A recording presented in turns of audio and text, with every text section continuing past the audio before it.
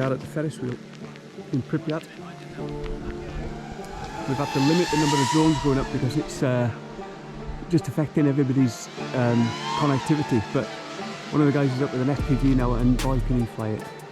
They've been landing on, well, they've been coming through the Ferris wheel and landing on the tops of some of the cars.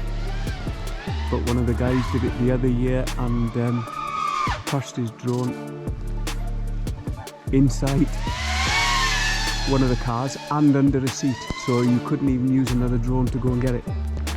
But somebody climbed up apparently through the night and got it back for him, and he gave him 100 quid for it.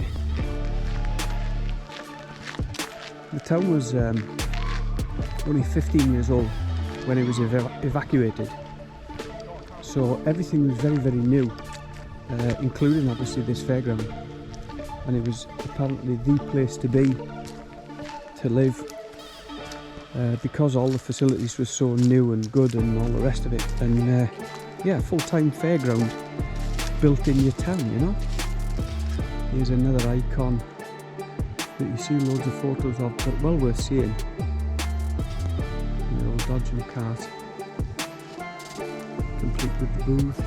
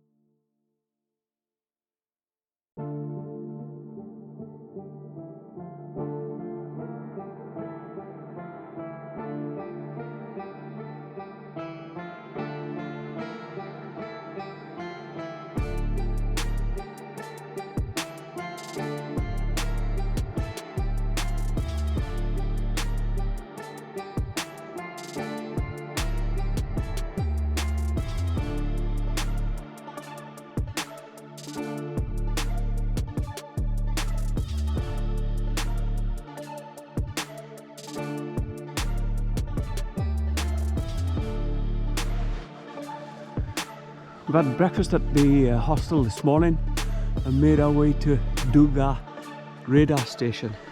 Absolutely incredible. It's a massive thing. It was one of 3 built by the Russians for over the horizon, they call it, looking for the intercontinental ballistic missiles, ICBM. The FPV guys are out again. They're flying up through the middle of the mast, but apparently 150 meters high, 450 meters long, and then next door is its little brother that's only slightly smaller, as you can see just on the end there.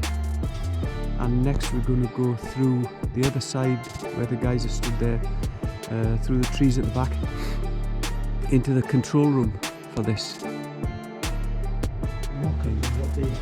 they wanted to achieve whatever horizon passing over the horizon.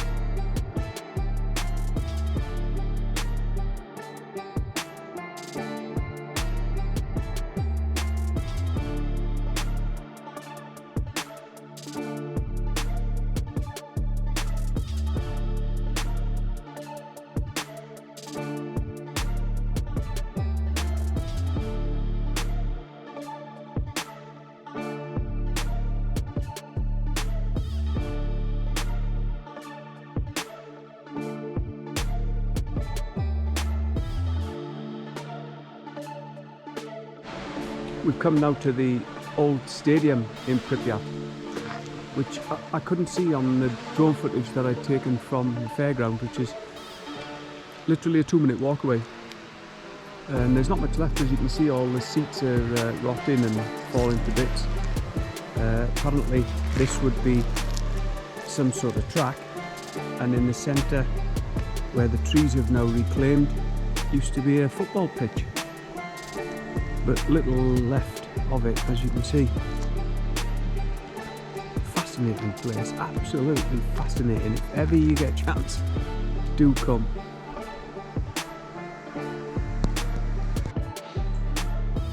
We've been brought to the boatyard alongside the lake, which is apparently was an old popular place for people to come sit and have a coffee or drink with friends. But it's for some reason we're not allowed here under normal circumstances, but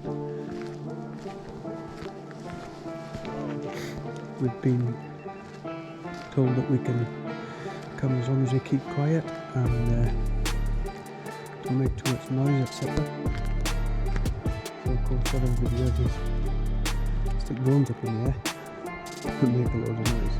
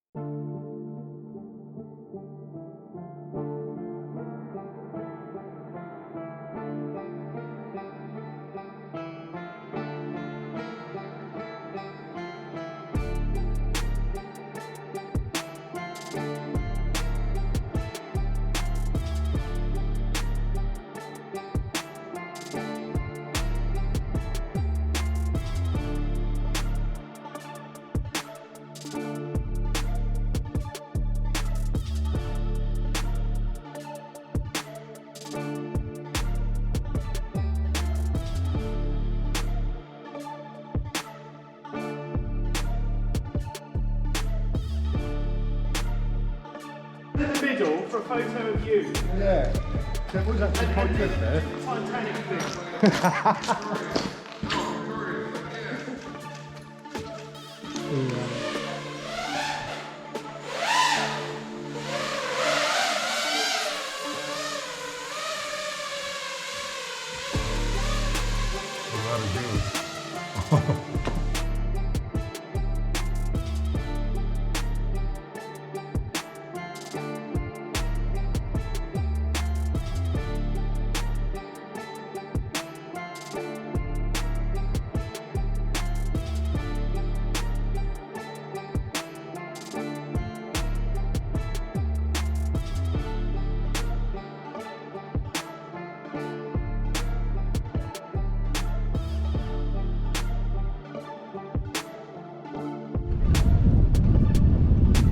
Another great place, and apparently that plane over over there directly in front of me now with the two open exhaust chutes, whatever they're called, where the afterburners would be, I think, is a MiG-21 or something. That's the famous Russian one. Famous Russian fighter. All sorts, it's well good.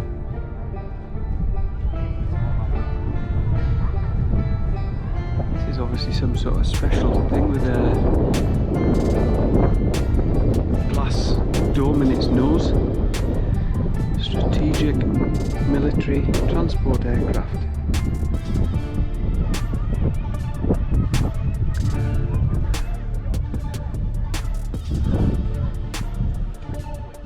That's some place to sit there.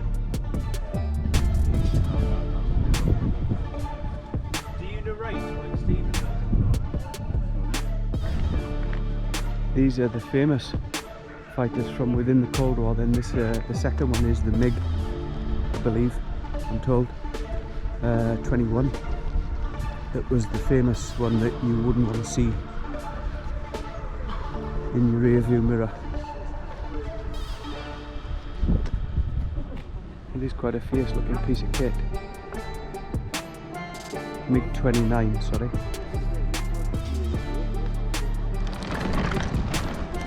Moved on a little to the seaplanes. With a couple of little jet fighters tucked underneath their wings. This one's actually got the cutaway for the landing gear. I suppose it makes sense for it to be there so that it's not affecting the hull of the boat plane. But these, I don't know what they are.